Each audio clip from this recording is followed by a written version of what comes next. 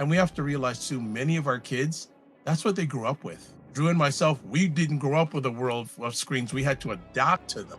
We didn't carry it around. We didn't have it driving in our cars. Whereas many of our kids, they've grown up with this. Welcome to the Dad Central Show, the podcast that helps overwhelmed dads conquer stress, build confidence, and become the father their family brags about. Join Drew Solon, a leadership coach and father of five, and Ed Gow Jr., a fatherhood advocate and contributor to the Good Men Project, as we guide you through the journey of fatherhood. We'll show you how to connect deeply with your family, manage your time and energy better, and master tools to become the dad you want to be. Let's get started. In a world where kids can stream endless shows and games at the top of a screen, how do we make books just as exciting? So today we're going to be talking about raising readers in a streaming world, strategies that actually work. And we're going to talk about these specific things. First things first, we're going to be talking about setting the stage, the reading versus streaming dilemma. Next up, strategies that actually work. And then finally, we're going to chat about dad wins, success stories, and encouragement. So, Drew, what's been going on today and what's up? Well, thanks, Ed. I don't think I've been reading enough. So maybe this is more of a call to action for me as a dad and promoting some more reading in my kids. So yeah, that's what's been going on, at least as far as the reading topic goes. What's going on with you? Just enjoying, I guess, some good weather. And I'll take it whenever we can get it. Maybe one time I'll come on and I'll have a little bit of growth. Maybe we'll do that together. I don't know. Okay, we'll leave it at that. That's going a bridge too far. All right, let's get serious. You're watching Dad Central, a parenting podcast to reduce stress and build confidence in fatherhood. As always, our show is sponsored by Dove Men Plus Care. Dove Men Plus Care believes that care is the best of a man because when men care for themselves and others, there's a positive impact. So before we kick into it, what do you think? You shared that you don't feel you read enough, but any other comments before we start breaking it down today? Any other comments? I would say when I look back on where I've seen positive growth in my life, I can actually connect it to the times when I spent more time reading. And so some of the most effective solutions to challenges I was experiencing in my life have come from me taking the time to read a book, an article. My mom, whenever or as I was growing up, she always put books in my hand, meaning that she would, buy me a book. It could be a time in my life. Maybe I was turning 13. She'd buy me a book related to baseball. I was playing baseball, seemed relevant. But it wasn't just any book on baseball. It had a message or a meaning behind it. But baseball was the hook for me. So books have been, I guess, pretty significant. And yeah, so I'm looking forward to this conversation. Good stuff. And just to foundation our theme today, just want to say that we want to say that helping dads raise kids who love reading, even when screens are competing for attention, we want to provide practical, real world strategies that work. So let's talk about first things first: reading versus streaming dilemma. What are your thoughts on that? Well, we live in a very digital world. I've for years talked about, I think, the dangers of screen, which are all been validated through lots of the research. And so but the, I think, important mindset shift is that, screens aren't going anywhere. So rather than, we'll say, fight them, the more you learn to use them as a tool or build them into ways that are positive uses, and tap into the natural curiosity and desire or skills of your kids, the better. So I think and also they're designed by brilliant PhDs who understand exactly how our brains work. And so they're going to be attractive to us. We also they're valuable to us. We use screens. You and I are looking at a screen, collaborating over a screen. So it's inevitable that kids are going to be drawn to because it's in their world, right? And so, yeah. So I think that's the reality. I guess there are other things that dads can consider that, sometimes if we see our children so connected to the screen and they're maybe not doing the reading that they need to actually develop their brains, to develop their capacity to read. And we know that moving forward in life, typically, your reading skills are going to be important. There's an old adage that, leaders are readers. And so if you want your child to develop and become, leading of themselves in their own life, there's some fear that might be, man, the kids aren't they're not going to achieve if I don't see them reading. Anyways, those are a couple thoughts. How about you? Yeah, I want to add on what you just said there about some dads having that concern if they're, if they're not reading, they'll fall behind. But you know what? We can reframe that saying reading isn't competing, it can coexist with streaming because the truth said a lot of things are on screen these days. We can be reading them on screens. Again, it's what you're reading on screens. But again, the reading aspect can be adopted to the screen. And we have to realize too, many of our kids, that's what they grew up with. Like that's their world. Drew and myself, we didn't grow up with a world of screens. We had to adapt to them. So we have to realize that we're coming from two different spheres or ways of life that uh, Drew and myself, and I'm probably sure a number of people out there listening or watching this, we didn't grow up with screens. Like if we did, we had one TV in one room, and that's it. We didn't have it in our hands. We didn't carry it around. We didn't have it driving in our cars. Whereas many of our kids, they've grown up with this, so it can coexist with the streaming, reading, and streaming. So it can be done. What's our next thing in regards to strategies that actually work? What strategies have you had to work, or maybe share some things that haven't worked, not only worked? Drew. Well, start by, the most basic leadership principle is people do what people see. So if I want my children to read, what do I need to do? I've got to read myself and they've got to see me reading. So as always, model the behavior. An example that works is, we started doing that. I mean, I think we've done that because from the time my kids have been young, I read to them pretty often. And as I said, throughout my life, I've read pretty regularly. But now I'd say I'm even more intentional in reading in front of them, because I don't read to them as much. But it's something that Chris and I have talked about. We actually want to do that more, and we want to do it as a family reading time. And so, what we did last year is that, as soon as kids came home from school, they finished off kind of their routine. They unpacked their lunches, they washed their lunch container, they put their backpacks away, and kind of got to settle down. But after that, we would all sit down together on the couch, and it's reading time. So we would all read. I'd have a book, they'd each have a book or of their choice, and we would read for 20 minutes.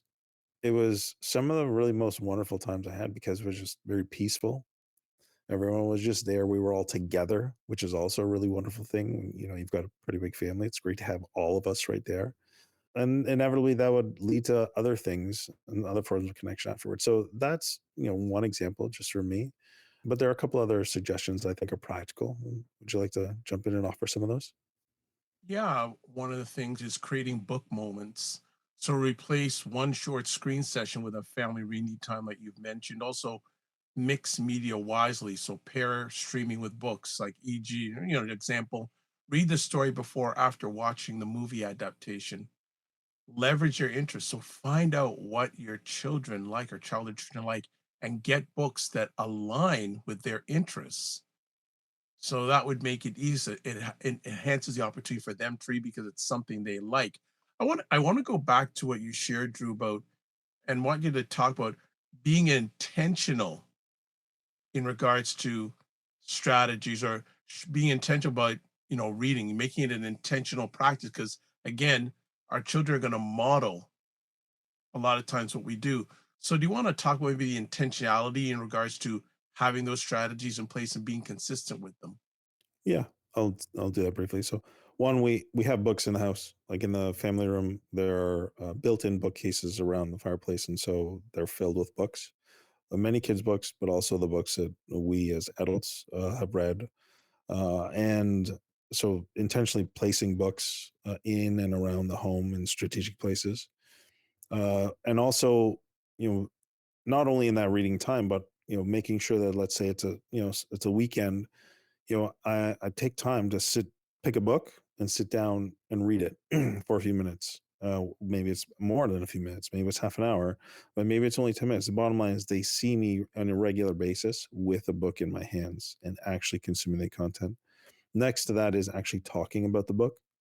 Hey, in this book, here's what I read, or I read this story and it was in this book here, and I'll even point to the book. So just making it part of the day to day interactions and that they see me.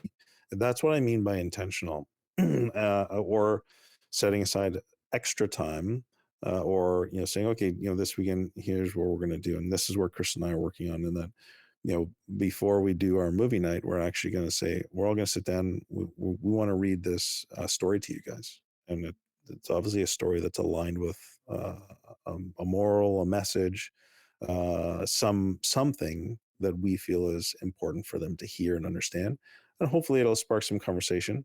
Or it might just be like, all right, are we done yet? So we can just watch the movie. Who knows? But the point is, we want to intentionally put the right messages in front of our children because truthfully, we know the world's not doing it. We know other people aren't doing it. School's not doing it. So we need to make sure the right messages that align with our values are consistently in front of our children because we know children learn what they live. Well done. Right from stem to stern. And the only other thing I'm at, especially if you're doing the reading with kids that are younger, make it fun. Be animated, read aloud with voices, and let your children choose the story. Oh yeah, Get these are all so good. yeah, it's all really good, good sharing and a lot of good examples here too. So finally, we're going to end up about dad win success stories and encouragement. I know Drew, you had shared some of the things that you do with your family.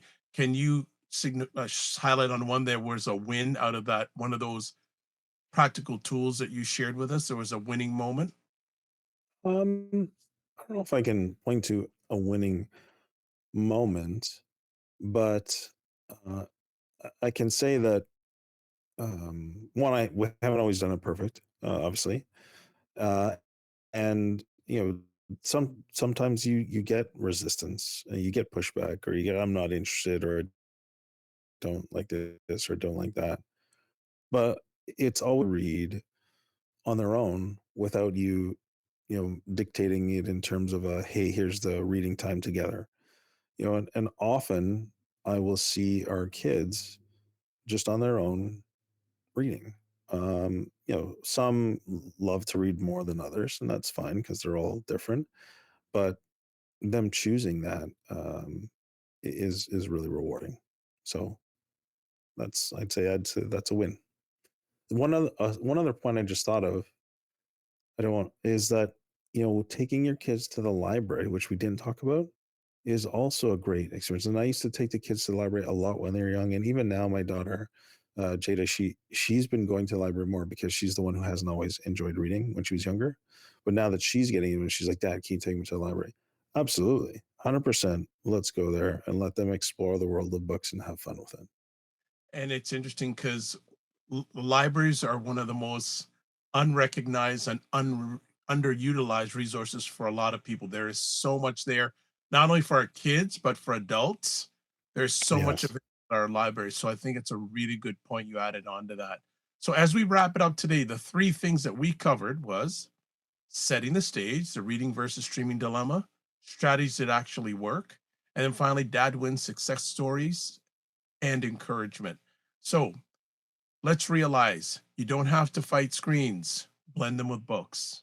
Then kids read more when dads read with them and model the habit. And then making reading personal, playful, and connected to their world.